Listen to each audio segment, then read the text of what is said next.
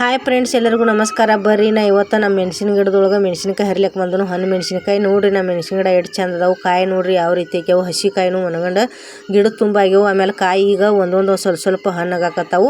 ಅವು ಹಣ್ಣಾಗಿದ್ದು ಕಾಯಿ ಏನು ಮಾಡ್ಬೇಕು ಫ್ರೆಂಡ್ಸ್, ಹರಿದ ಜಲ್ದಿನ ಏನು ಮಾಡಬೇಕು, ಹಣ್ಣಾದ್ಬೇಕು ಪೂರ್ತಿ ಬಿಸಿಲಿಗೆ ಒಣಾಕಬೇಕು.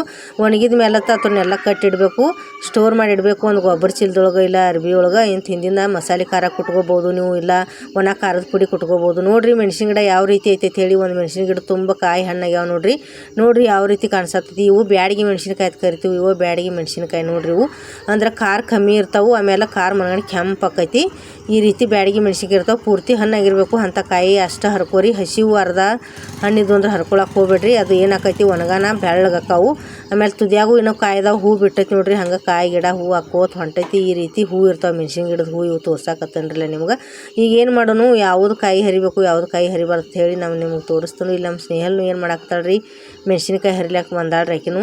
ಅದಕ್ಕೆ ಇಲ್ಲಿ ನೋಡ್ರಿ ಈ ರೀತಿ ಚಾಕ್ಲೇಟ್ ಪೂರ್ತಿ ಹಣ್ಣಾಗಿರ್ಬೇಕು. ಅರ್ಧ ಹಸಿದು ಅರ್ಧ ಹಣ್ಣಿತ್ತಂದ್ರೆ ಹರಿಯಲ್ನಕ್ಕೆ ಹೋಗ್ಬೇಡ್ರಿ ಫ್ರೆಂಡ್ಸ್. ಅದು ಖಾರ ಹಿಂದಿನ ಬೆಳ್ಳಗಾಕೈತಿ. ಈ ರೀತಿ ಏನಾಗಿರ್ಬೇಕು, ಎಲ್ಲ ಚಾಕ್ಲೇಟ್ ಕೆಂಪಾಗಿರ್ಬೇಕು ಕಾಯಿ. ಅದಕ್ಕೆ ಅದನ್ನೆಲ್ಲ ಹರ್ಕೋರಿ. ಈಗ ಅಷ್ಟು ಮೆಣಸಿನ್ಕಾಯಿ ಏನು ಮಾಡ್ತೇನೆ ರೀ, ನಾ ಹರ್ಕೊಂಡು ಬರ್ಲಾಕತ್ತೇನೆ. ಈಗ ಅಷ್ಟು ಗಿಡ ತುಂಬ ಕಾಯಿ ಹಣ್ಣಾಗ್ಯಾವು. ಅರ್ಧ ಹಸಿದಿದ್ದು ಹರ್ಕೊಳಕ್ಕೆ ಹೋಗ್ಬೇಡ್ರಿ, ಪೂರ್ತಿ ಹಣ್ಣಾಗಿದ್ದು ಹರ್ಕೋರಿ.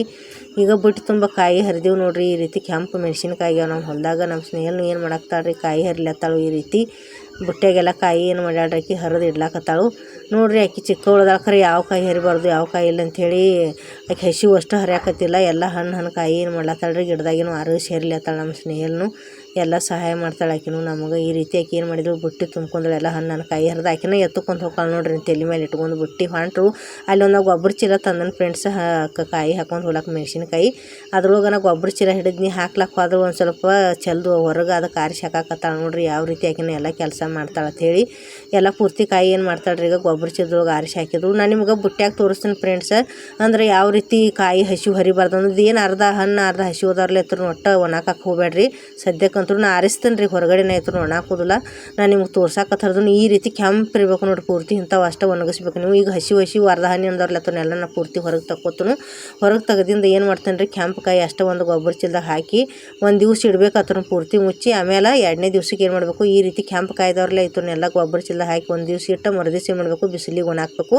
ಆಮೇಲೆ ಇದ್ರದ್ದು ಖಾರ ಅದು ಕುಟ್ಟಿಸ್ಕೊಂಬಂದಿವಿ ಅಂದ್ರೆ ಕೆಂಪು ಆಕೈತಿ. ಈ ರೀತಿ ಎಲ್ಲ ನಮ್ಮ ಹಣ್ಣು ಕಾಯಿ ರೆಡಿ ಆಗ್ಯಾವು ನೋಡ್ರಿ. ನಾನು ವಿಡಿಯೋ ಇಷ್ಟ ಆಗಿತ್ತು ಲೈಕ್ ಮಾಡಿರಿ, ಶೇರ್ ಮಾಡಿರಿ, ಸಬ್ಸ್ಕ್ರೈಬ್ ಮಾಡಿರಿ, ಹಂಗೆ ಸಪೋರ್ಟ್ ಮಾಡಿರಿ. ಮುಂದಿನ ವಿಡಿಯೋದಾಗ ವೇಟ್ ಆಗ್ತಾನೆ ಫ್ರೆಂಡ್ಸ್. ಬಾಯ್.